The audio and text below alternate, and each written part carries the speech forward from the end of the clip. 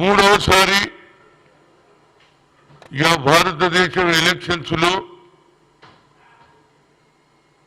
మళ్ళీ ఎన్డీఏ గెలవడం,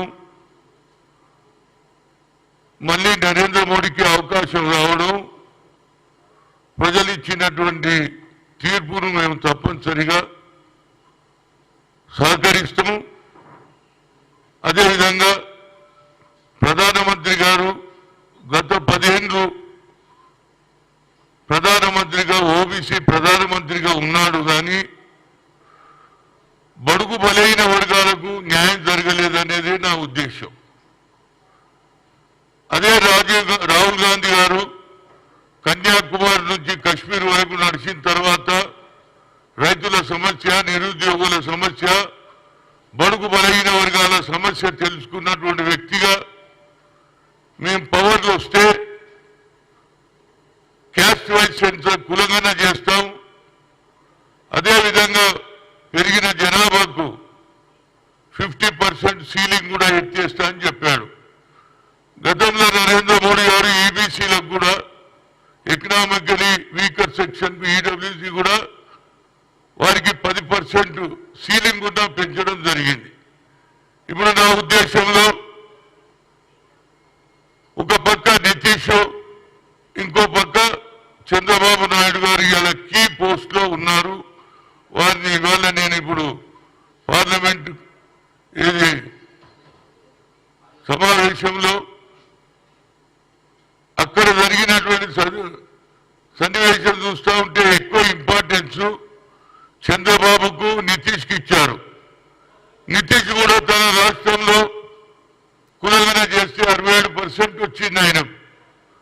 అదేవిధంగా చంద్రబాబు నాయుడు ఎన్టీ రామారావు టైంలో వాళ్ళు కూడా మేము బీసీలము అని చెప్పారు. అదేవిధంగా రాజీవ్ గాంధీ గారు పంచాయతీరాజ్ వ్యవస్థలో అమెండ్మెంట్ తీసుకొచ్చి మహిళలకు కూడా రిజర్వేషన్ ఇవ్వాలని ఆలోచన చేశాడు. కనుక ఇవాళ ఇంపార్టెంట్ పాయింట్ ఏంటంటే రాహుల్ గాంధీ గారు ఏదైతే ఆలోచన చేశారో ఆ ఆలోచనకు తప్పనిసరిగా ఓబీసీ ఎంపీస్ కన్వీనర్ గా మాజీ గతంలో యూపీఏ ప్రభుత్వం, సోనియా గాంధీ ప్రభుత్వం, మన్మోహన్ సింగ్ ప్రభుత్వం చైర్మన్ గా సోనియా గాంధీ, మన్మోహన్ సింగ్ ప్రధానమంత్రిగా ఆ రోజులలో IIT, IIM, all India institute of medical sciences లో రిజర్వేషన్ లేదని సుప్రీంకోర్టు కొట్టేసింది. కానీ ఆ తర్వాత మాకు దిక్కు లేదు. ఎందుకంటే talent is not anybody's property, god he's given to everybody అని మేము సోనియా గాంధీకి రిక్వెస్ట్ చేస్తే ఏం చేయాలన్నది. మన్మోహన్ సింగ్ గారు చెప్పండి మేడం, పార్లమెంట్ లో బిల్లు పెడితే పాస్ అవుతుందంట.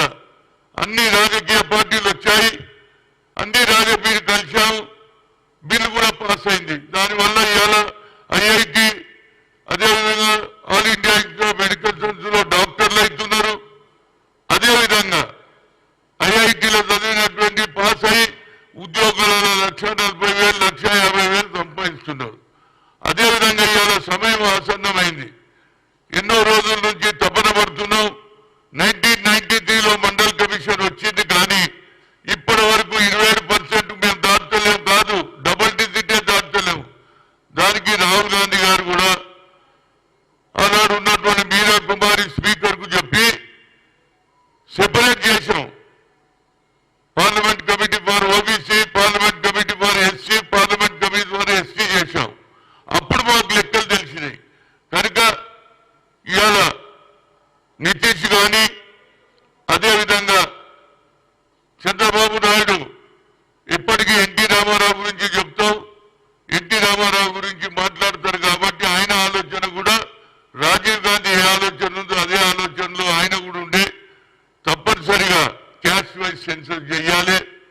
అప్పుడే మాకు సరి అయిన న్యాయం. ఎందుకంటే రాజీవ్ గాంధీ పంచాయతీరాజ్ బిల్లు తీసుకొచ్చి మహిళలకు ఎక్కువ అవకాశాలు ఇవ్వాలనే ఆలోచన కలిగింది. అదే ఆలోచనను ఇవాళ రాహుల్ గాంధీ గారు కూడా ఈ కార్యక్రమం చేపట్టారు.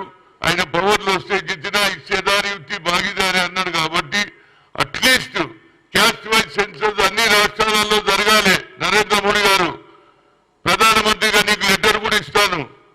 అన్ని రాష్ట్రాలలో జరిగితే మాకు న్యాయం జరుగుతుంది. కొన్ని సంవత్సరాలైనా స్వాతంత్రం వచ్చి 70 ఏళ్ళు అయిపోయినాక కూడా ఇవాళ బీసీలకు న్యాయం జరుగుతలేదు. కనుక క్యాస్ట్ వైజ్ సెన్సస్